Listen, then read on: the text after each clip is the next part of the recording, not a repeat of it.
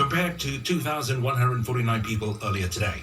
The situation in Perak and Sabah remained the same, and there are still 60 people placed in one PPS in Hilir, Perak, while 25 people are still housed in one PPS in Sandakan, Sabah. In Selangor, works to install piles to stabilize soil movement in the landslide area along Jalan Wawasan in Taman Wawasan Puchong is expected to be completed within 4 days. Subang Jaya City Council Mayor Dato Muhammad Fauzi Muhammad Yatim said to date, a total of 121 out of the 375 piles have been placed. Well, said the cause of the landslide, which struck on Saturday, is still being investigated by the Department of Minerals and Geoscience. And the occupants of 9 terrace houses in the residential area were ordered to evacuate following the landslide. The Omicron variant, currently dominating COVID-19 infections, it is not virulent. Now, according to Ministry of Health, the MOH Public Health Medicine Specialist, Dr. Tan Seow Hong, well, she says most active cases involving the Omicron variant exhibit mild symptoms. In addition, she said COVID-19 cases are expected to decrease within a month based on the MOH's observations of the trend in virus infections. Nevertheless, Dr. Tan advised the public to take precautionary measures during this school holiday season. Well, Dr. Tan also said that individuals testing positive for COVID-19 and in self-quarantine need not prolong isolation beyond the 5th day, even if subsequent test results remain positive.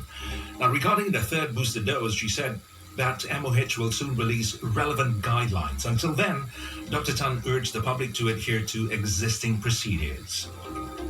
In related news, mosques, imams, Bilal and congregations in Johor are encouraged to take booster doses of the COVID-19 vaccine following the current surge in the number of COVID-19 cases. As Johor Islamic Religious Affairs Committee Chairman Muhammad Farid Muhammad Khalid said, the move was to curb the spread of the epidemic, thus supporting the MOH's recommendation on the third booster dose. Well, he said that actions to prevent the spread of the epidemic should not only be focused on certain groups, but should be involved by all parties. Well, still ahead, UN Security Council due to vote on delayed Gaza resolution.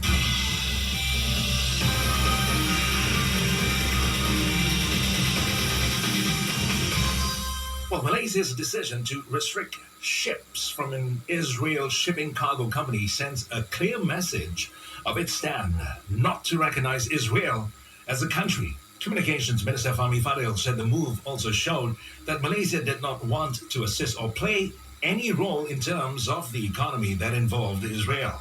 Saya lihat ini adalah selari dan selaras dengan dasar kerajaan yang memberi penegasan tentang beberapa isu melibatkan Israel. Saya lihat tidak ada satu dari segi dasar, kita konsisten dan komitmen kita kepada untuk memperjuangkan nasib rakyat Gaza itu yang antara menjadi keutamaan.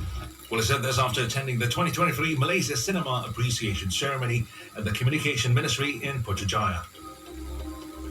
In the foreign news, the United Nations Security Council was due to vote today on a much-delayed resolution calling for a pause to the Israel-Hamas war after members wrangle over wording while aid efforts in the Gaza Strip neared collapse. Members of the Council had grappled for days to find common ground on the resolution, a vote on which was pushed back several times yesterday after being postponed Monday.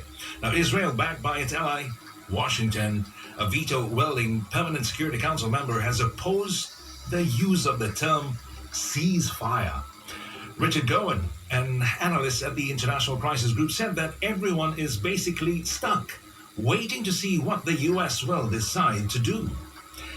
Then the head of Hamas was due in Egypt today for talks on a ceasefire in Gaza after Israel said it was willing to agree to another pause in exchange for more hostages. International pressure is mounting for a new truce that could ramp up aid to the besieged Palestinian territory, with the United Nations due to vote on calling for a ceasefire. Now, Qatar-based Hamas leader Ismail Haniyeh was expected to lead a high-level delegation to Egypt for talks with the country's spy chief and others on stopping the aggression and the war to prepare an agreement for the release of prisoners. Well, elsewhere, European Union countries and lawmakers reach an agreement on an overhaul of the bloc's laws on handling asylum seekers and migrants. European Commission Vice President Margaritis Chinas said the reform includes speedier vetting of irregular arrivals, creating border detention centers, accelerated deportation for rejected asylum applicants, and a solidarity mechanism to take pressure off